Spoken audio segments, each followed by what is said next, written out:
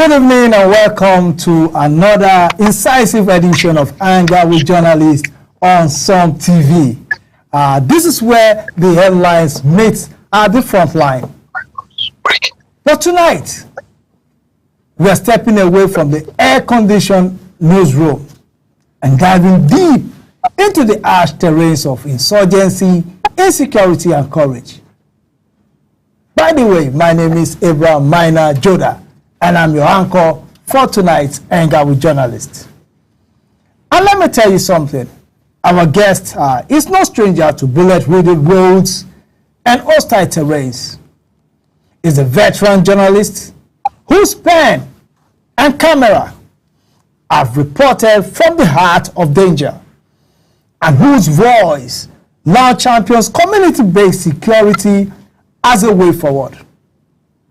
And he is also the chairman of the Northern Christian Youth Professionals and the first advocate for forest guard as boots on the ground in Nigeria's fight against banditry. And this is more than just a conversation, it's a reality check.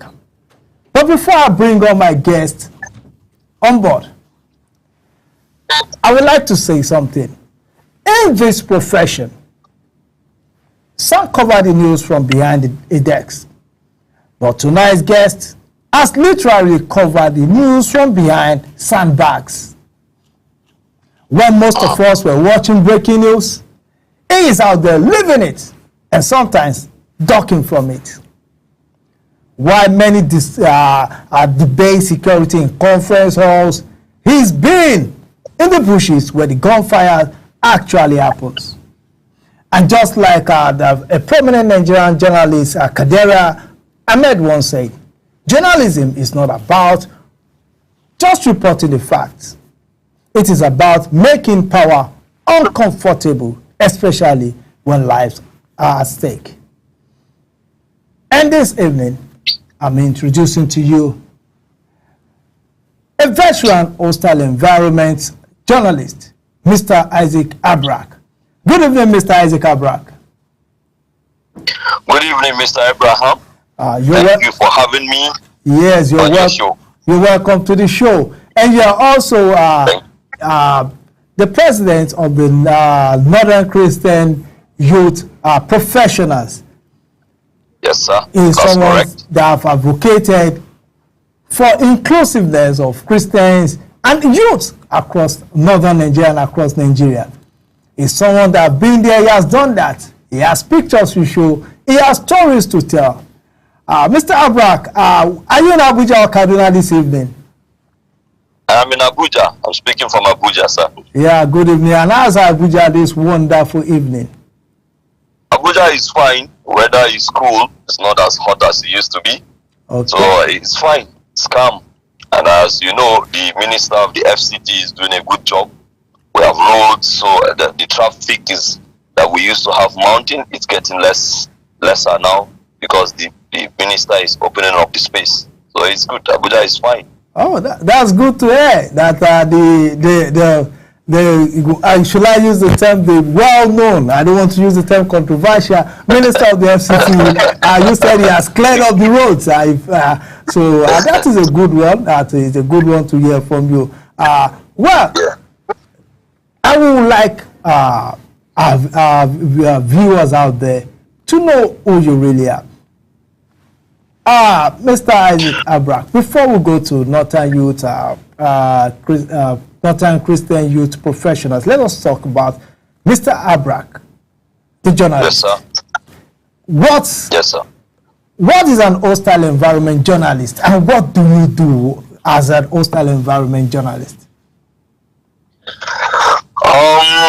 Well, a hostile environment journalist is the journalist that does his stories, covers reports, from environments that are deemed to be dangerous, from environments that are deemed to be in critical situations, either in war situations, either in crisis situations, and sometimes also it includes sometimes when we have environmental outbreaks like health situations, like in the terms of the COVID-19. Most of the journalists that covered it then were hostile environment. So we basically are the journalists that are always covering in the front lines where it's a bit more dangerous. So that is what we do, hostile environment journalists. Yes, sir. Okay, thank you very much. Wow, that is a wonderful thing to be. I know in the movies, when we watch the movies, it is fun, it is romantic to have someone dress up. The pictures on our screen now is showing you dressed up like a space, like someone going to space. I know it looks romantic, it looks colorful, it's good for the picture. But, well, let me ask you, can you share some experience with us? Because I know you've been into this as far back as 2011, 2010. You started even before things got this bad. You've been on the field. Can you share some stories with us on the places you visited and the things you've covered over the years? Okay, so okay, yes, thank you. Again, my name is Isaac Brock. I am a journalist, a hostile environment journalist. I'm a Bajuman from Southern Kaduna, Zangong precisely. So having come from that part of the country, it means that I grew up experiencing, the intercommunal crisis in the 80s that came into the 90s. And also, if we agree, some of these communal crises, religious crises, the base rock might that gave birth to Boko Haram, banditry, and the killer headers and cattle rustlers that we have today that have spread across all around the Middle Belt, that include your home state, Taraba State. Definitely. And has also exported it, to the southern part of Nigeria. So I'm saying here that I have experiences as a child growing up, experiencing intercommunal crisis, experiencing interreligious crisis, Muslim and Christians, seeing the Sharia crisis, and I was not, I was taken aback sometimes in 2015 or 2014. 2014, 2013, I believe, while covering a story, doing a story in Mubi, interviewing somebody who was a chieftain, who was a founding member of Boko Haram, along with Mohammed Yusuf, while they were in the University of Maiduguri. He stepped out when it moved. It started, according to him, Boko Haram started as Shabab, a youth Muslim group in Maiduguri, before it became radical when Mohammed Yusuf traveled to Saudi and came back and brought in Shekau. So he was with them before Shekau came in. So he was telling us a movie at that year. We actually brought him. It was too dangerous then to go into to visit him where he was at that time, so we had to get him across the border through Madagali to Mubi to talk to us. And he told me clearly that part of the reasons Boko Haram was founded was the crisis that happened in a college of education in Kafanchan back in the 80s, where some Muslim students were killed. And that was part of the motivations, or at least that was part of the selling point of Mohammed Yusuf, to people and trying to recruit people or deceive or hoodwink some Muslims, into Boko Haram and into joining him. So I'm saying here that part of my growing I experienced, all these issues, all these vices, that later constituted, to Boko Haram and banditry and the headers, killer header men that we have today. And I would like to just quickly drop here before I proceed that the divisions amongst us in our communities, intertribal communities, is it Igong and Fulani men in Nasarawa State? Is it Kataf and Fulanis or Hausas in Kaduna State? Is it Muslims and Christians in Kaduna State, in the capital of Kaduna State, or Kano against Muslims in Kano against Igbos, or whatever way you would like to call it? Is it intercommunal issues in Taraba State, or is it in Madagali? These are foundations that the insurgents or the jihadis or the Tuaregs, you know, or the war merchants that have been lying idle, you know, in the middle, in the Sahelian West Africa, which constitutes of Mali, Cameroon, Chad, and all of that, and even stretching to Central Africa. You know, this is where these people, these people have found this our crisis or our vices or our quarrels, you know, as opening gaps that has given them opportunity to apply their trade. And as such, at this moment, I just want to make an appeal before I proceed forward, that some of the issues that we're seeing right now in Benue State, the killings that you're seeing right now in Benue State, I will not be surprised if the rift between the Secretary General of Nigeria, or our Secretary General, our SGF, His Excellency Senator George Akume, and also with his state governor, that is His Excellency Reverend Father Aliat, you know, they have, it is not a rumor, it is not no more secret. These leaders have differences, political differences that has gone so sour. I will tell you, Abraham, as a journalist who has covered, Sharia, who has covered communal crisis in all of these regions, that these people, be them bandits, be them Fulani killer headers, be them Boko Haram, they take advantage of these gaps between us, you know, to strike.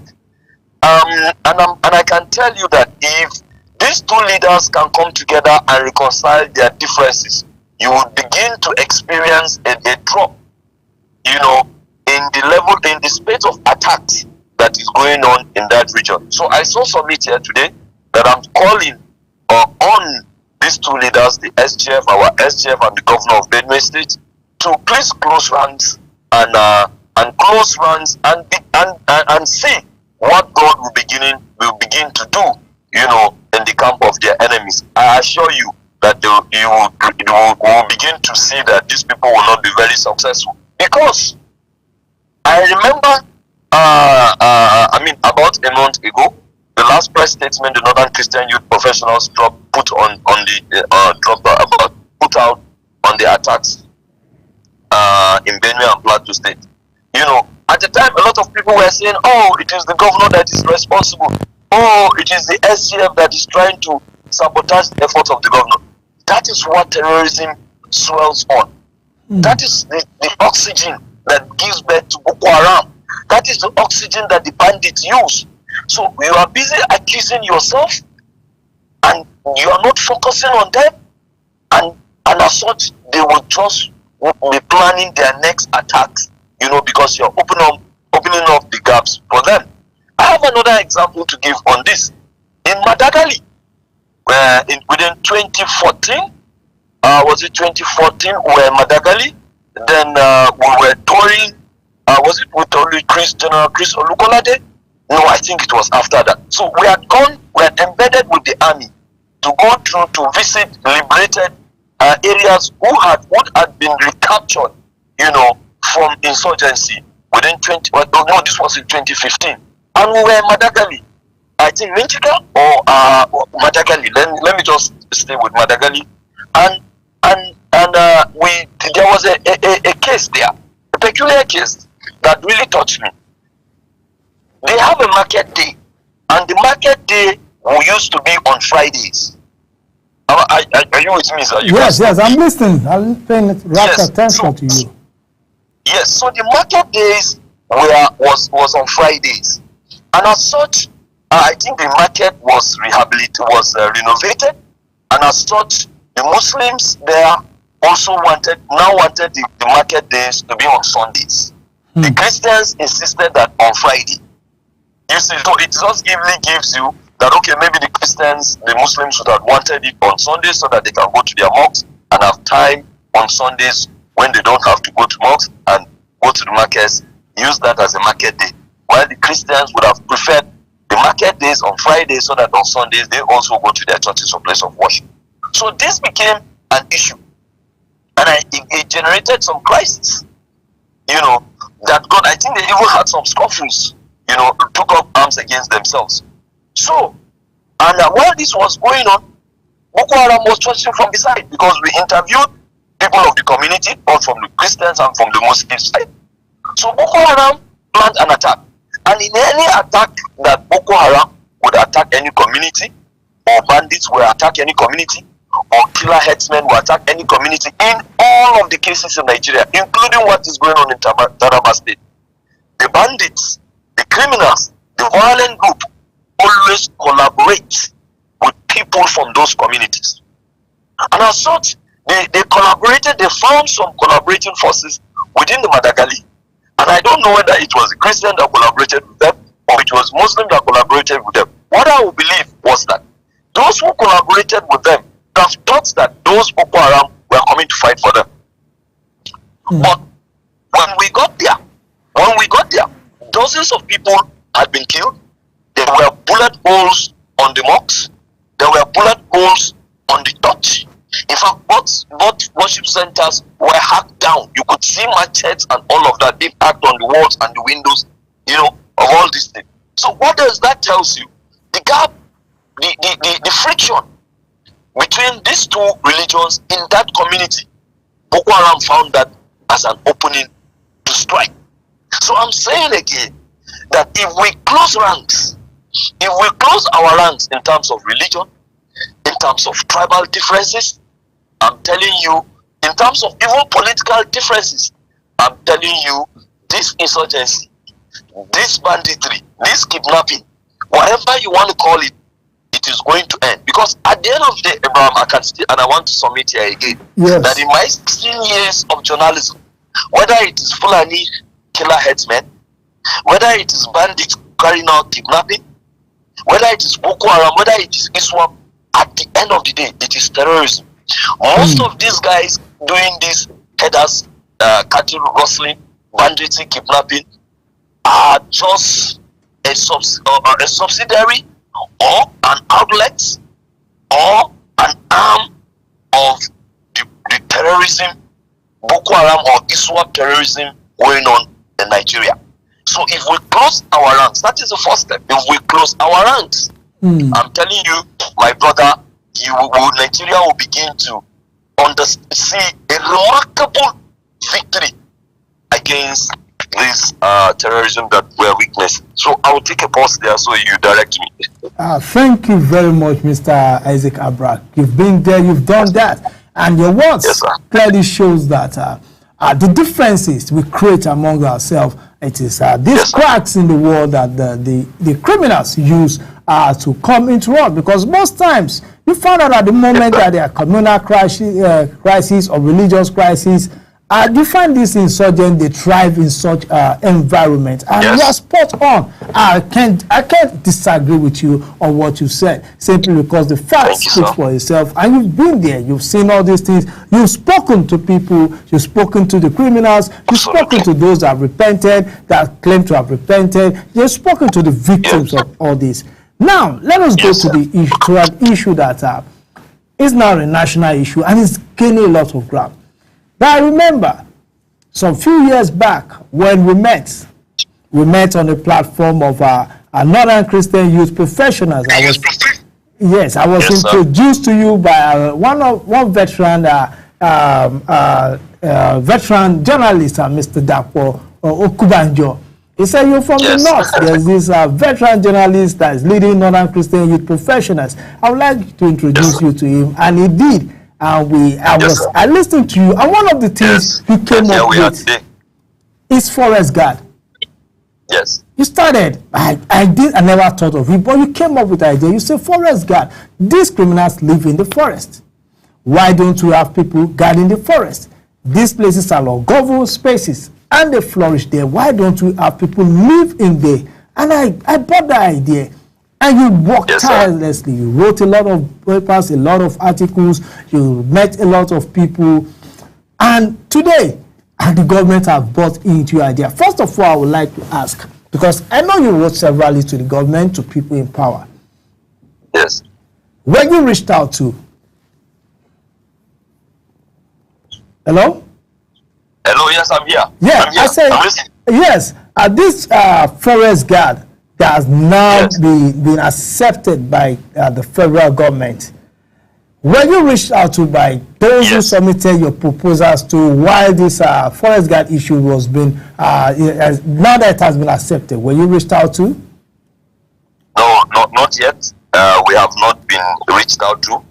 And I can say this very much confidently, being that some of the articulations of those of the forest guard, I remember we spent nights and nights, writing them down, myself and you. I remember that you also contributed in designing a survey, an opinion survey poll, which we shared, and people were doing all of those. People were stating, and quite a number of people, a letter of the population, put their support behind the establishment of the forest guard.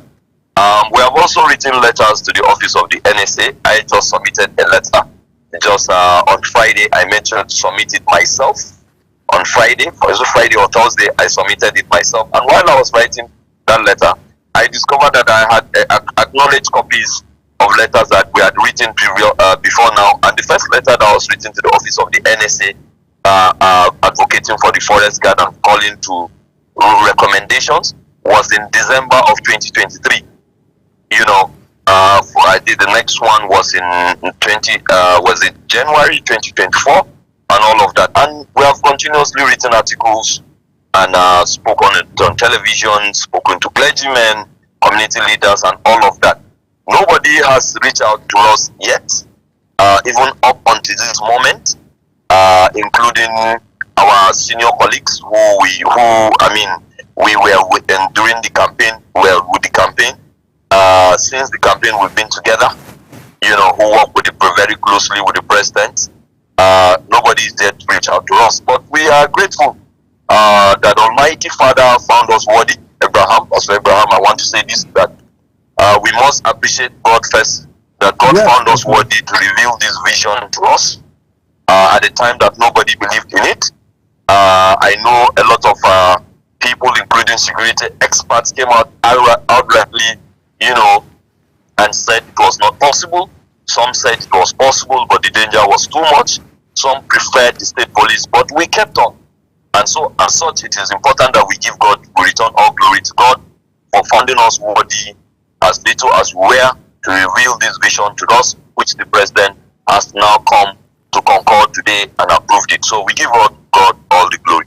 Yes, thank you very much, Mr. Isaac Kabrak. I remember the sleepless night we had putting together documents for this forest guard. Now, I would like to move forward. There were a lot of proposals you made for the forest guards. Now, for the benefit of those who may have not read them, or those that read them, and just for the benefit of everyone. I know one of them was you said it will also provide jobs, because you'll be having you proposed 5,000 forest guard for each state. Now you will have 5,000 employment, and then calculated about 185,000 people will be employed directly to forest guard, and they'll be employed from the communities around this forest. So with this and other, what are the other things you proposed in the forest guard proposal you sent out to the authorities then? Thank you very much. You have identified one of the key aspects of the forest guard, which was it was going to create employment, and that means that that is the non-kinetic approach that the forest guard was going to offer, directly to the people, because we were very much conscious.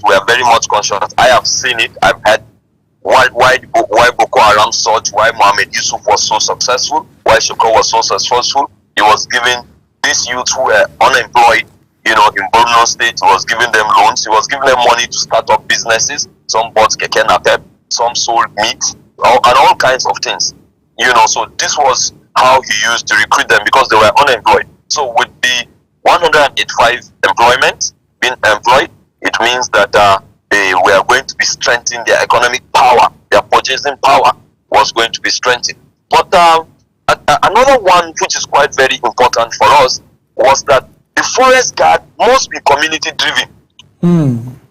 The forest guard must be community driven.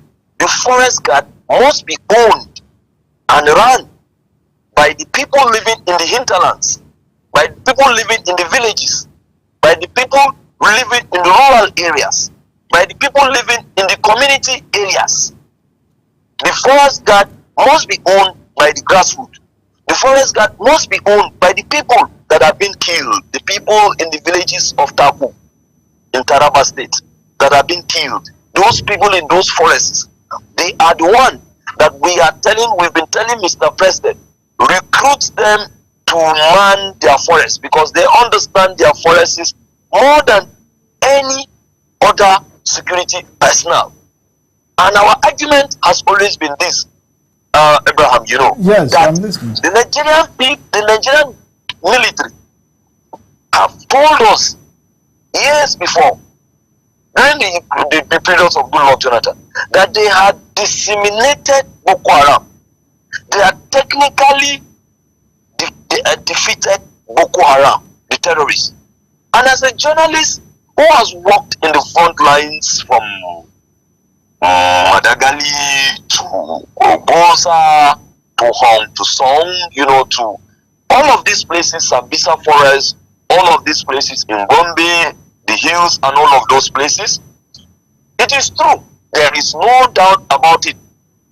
Sometimes within 2014, shortly before the elections, we embedded with General Chris Olukolade, who was then the army, the defense spokesman. We toured all around the northeast. In fact, I remember spending at least 3 hours on an Air Force air jet, where we were monitoring an engagement between the Nigerian forces and Boko Haram elements on ground. I have pictures. You will see me with my camera. We're filming either directly, they go as low as they can. Sometimes we film from their monitors. There is no doubt Nigerian military has in many occasions disseminated Boko Haram. But the problem has always been that when the military finish doing their jobs, they return back to their barracks, or they go back to their duty post, which are meant most of the time on the highways, or to their duty post, which is maybe quite far away, in many occasions, quite far away from where they disseminated this Boko Haram. And as such, what will happen? When the military leaves, these elements, whether you call them bandits, whether you call them Boko Haram, whether you call them killer headers, they will simply go back to those locations again. Unfortunately, those locations are ungoverned. So therefore, the war seems to continue. This is one of the main reasons why Nigeria insecurity situation has persisted to today, because there is nobody to hold the ground.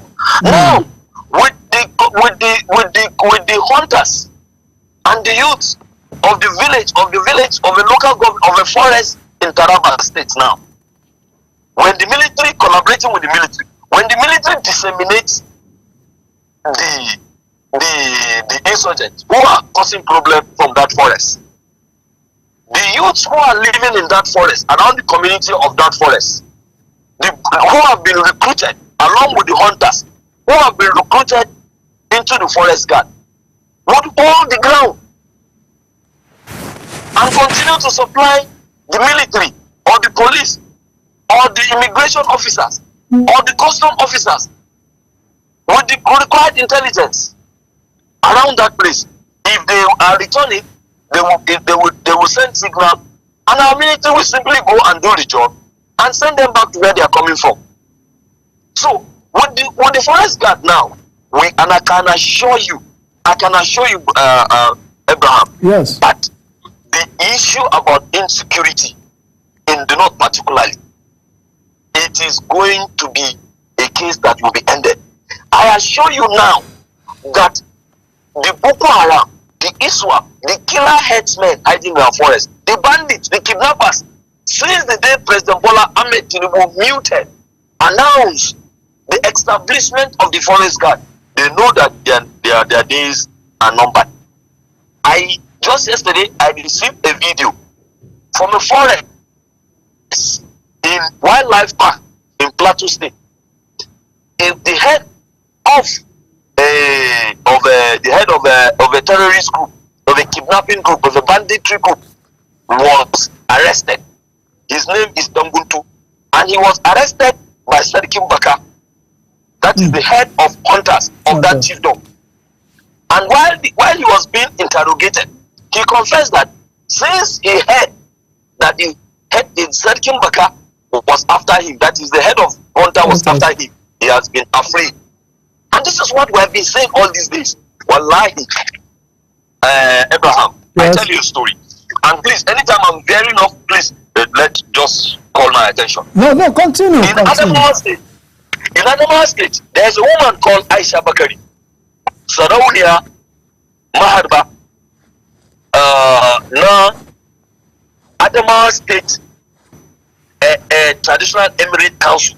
She is the queen of hunters of the Adamawa State Traditional Council led by Lamido of Adama. Okay. Her name is Aisha Bakari. She's a young woman. This woman tells us story about Boko Haram. Boko Haram fear her so much, even sometimes more than the military.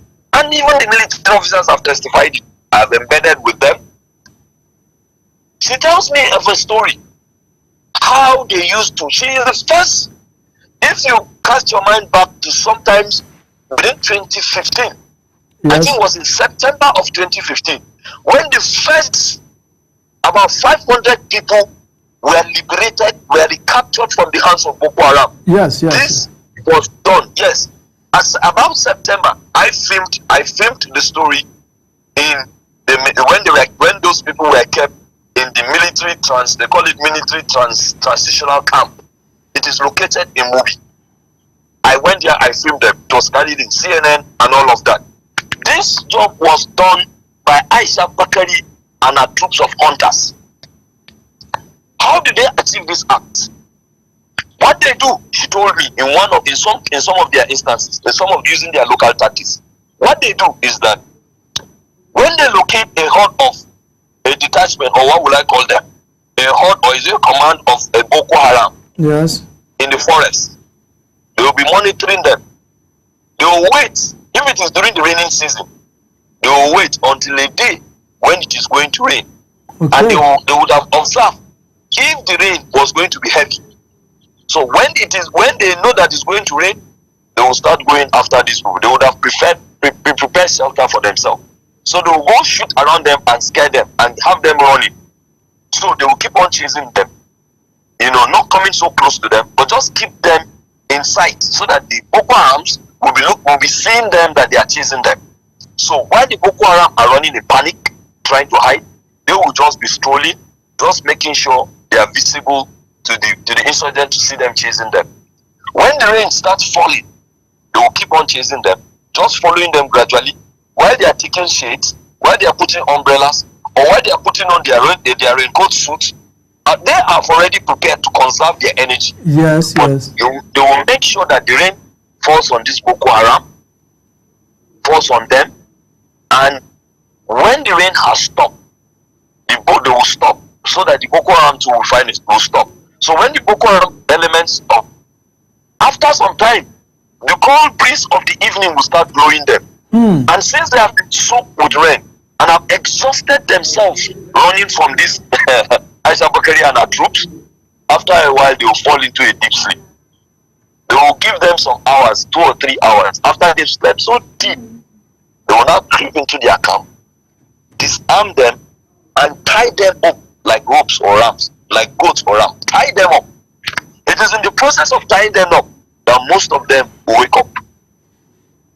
You see? Yes. These are local tactics. Pardon? I said these are local tactics that work. Yes, these are local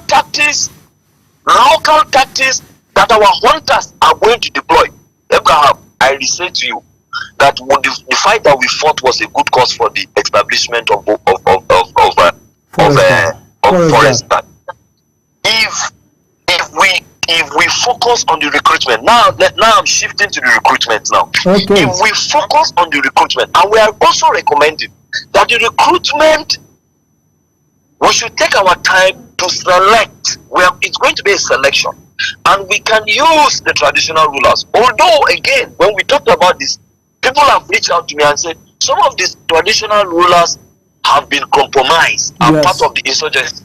But I want to take time here again to share my experience again as a journalist whom has interacted with villagers and all of that, with even the insurgents, repentant, and including those who are still there. Now, most of the time, anytime they come into any community, the first people they approach most of the times are the people that are smoking all kinds of the druggies. But aside from the druggies, is the traditional rulers, is the community leaders, and they will go to them as visitors who have brought good news. And you know our traditionalists, particularly in the north, when they see visitors, they are hospitable to them. Yes. You know, they don't know that these people are actually terrorists. You know, so before the traditional ruler will know, they have understudied him, they know his children, they would have given him money, they would have lured him into money, fertilizer, bags of rice, seeming as if they want to help his community. So by the time they will reveal their main intention, the traditional ruler would have no reason or would not have any opportunity, you know, to rebel against them or to go contrary to them. Moreover, they've known his children. They can tell you, we know your child is studying in Bayero University or in this school, or in this school somewhere there. They will take pictures, they will show him. If you refuse, we will kill him. We will take your wives away, we will take your daughters away.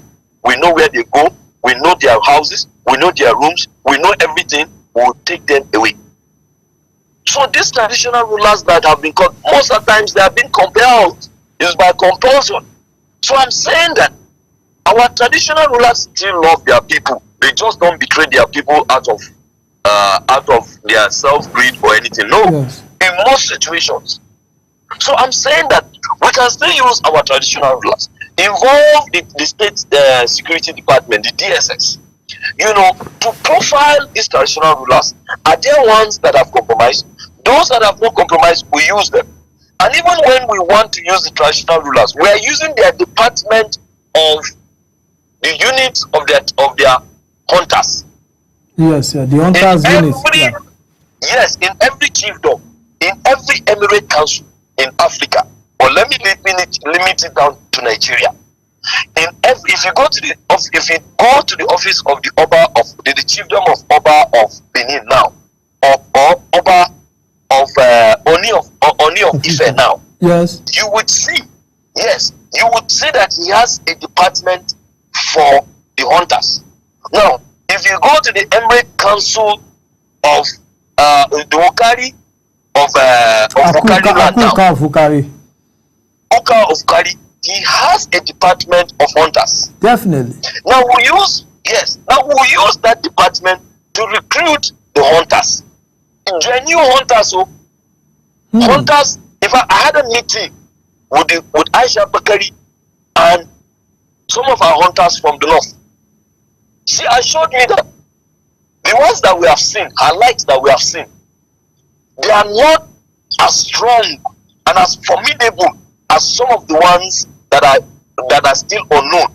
Yes. And traditionally, the Ogolobo, sorry to use this I understand. The real solid. Pardon? Yeah, go on. I love that word. The Ogolobo, the conk. Ogolobo, the real solid hunters. Yeah. You know, our own traditional hunters are the ones that are conk. They don't even want to be known. Okay. And she told me that these people have listened to our agitation, our advocacy on forest guard since 2022, when we started it at the camp when President Tinubu launched his campaign in Jos Plateau State in that campaign, I called on the Christian communities and also northern communities that they should vote for President Bola Ahmed Tinubu, because he has captured it in his manifesto that he's going to revitalize the forest guard.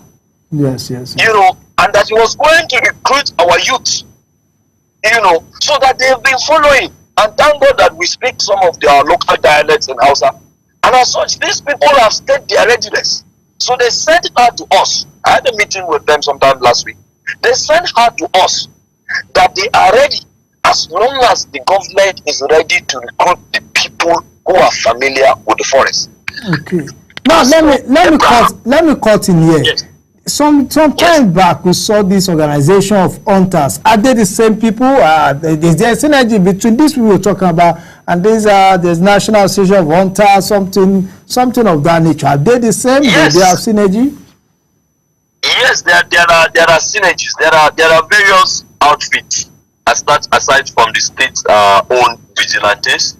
There are efforts from civil organizations like the National Forest Security Service, which also has been in existence. I think they have a bill in the National Assembly wanting to make them a government agency so that they can protect our forests. Yes, some of the and also there is national professionals, the National Hunters Association. Yeah. Then there is hunters professionals. Yes, all of these groups.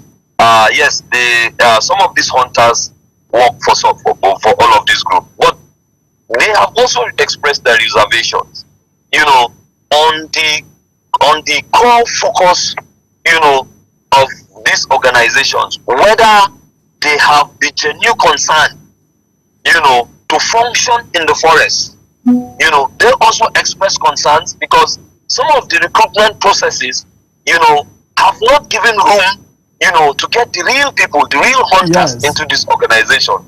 And if you are asking hunters to bring 10,000, 20,000, 30,000, to buy forms and all of that, you are likely not to get the original hunters. To recruit, because in the first place, some of these hunters do not even do these jobs for monetary purposes, for financial incentives, and some of them are not even rich.